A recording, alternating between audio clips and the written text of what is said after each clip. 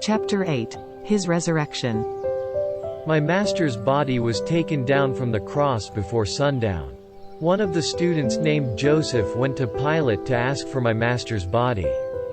He and a few helpers cleaned the blood and wounds of my master's body, wrapped him in heavy white linens. At the side of the entrance there was a large round rock taller than a man to close the entrance. They put him in the rock bed of the tomb, came out, then rolled the rock to close the entrance. A Roman squad came to guard against the tomb. Those Roman soldiers, called legionaries, moved together and never move alone. Each soldier wore a helmet, a body armor made of metal strips and fastened together. They held javelins, gladius and shields. Because they were heavily armed, a few women who didn't want to leave the tomb stayed away from the tomb. Those learned men, the opponents, reported to Pilate that my master has predicted he will rise in 3 days. So they asked Pilate to order soldiers to secure the tomb. No one knew how to believe the prediction of resurrection. I witnessed my master die, the followers witnessed he die, the soldiers affirmed his death, and the opponents triumphed at his death. If my master will rise as he said, why did you try so hard to prevent him? I flew back aimlessly to where my master used to talk and walk. While I flew close to the narrow gate, I noticed the entrance of the gate had new words. Come to me, all you who are weary and burdened, and I will give you rest.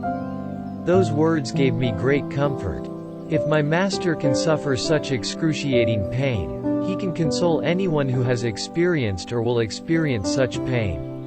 Centurius ambled to the narrow gate too. He murmured to himself, the whole earth is cursed because of men. He started saying, the wickedness of men is as heavy as lead. We are the burden of the earth. The earth would not bear us one moment. But now we even killed the Son of God.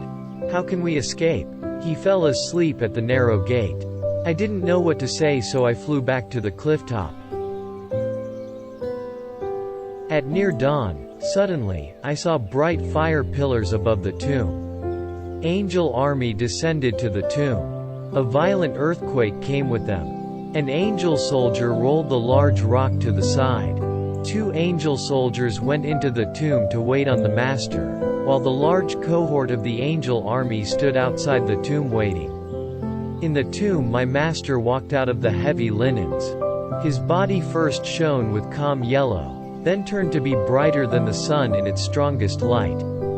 Before he was about to leave and ascend to the fire pillars, he said, I still have a person to talk to. He asked the lead angels to stay, the rest to recede. The angel army left. My master's body turns to normal. Mary Magdalene emerged behind a tree and ran to the tomb weeping.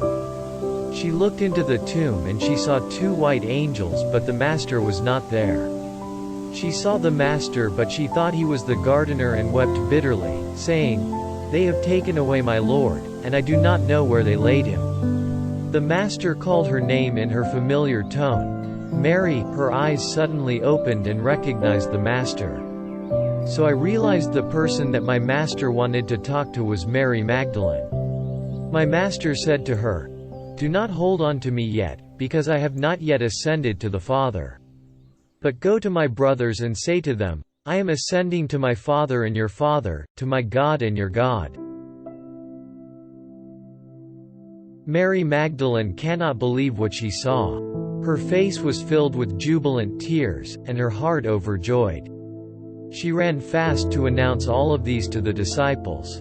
She kept crying, He is alive!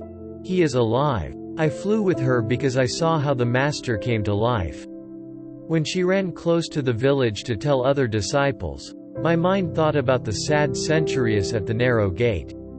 I decided to turn around to tell Centurius this great news. I arrived at the narrow gate. Centurius was sleeping. My high-pitched whistling woke him up. He understood I have something important to tell. He stood up to follow, and I flew to direct him to where Mary Magdalene and other disciples were.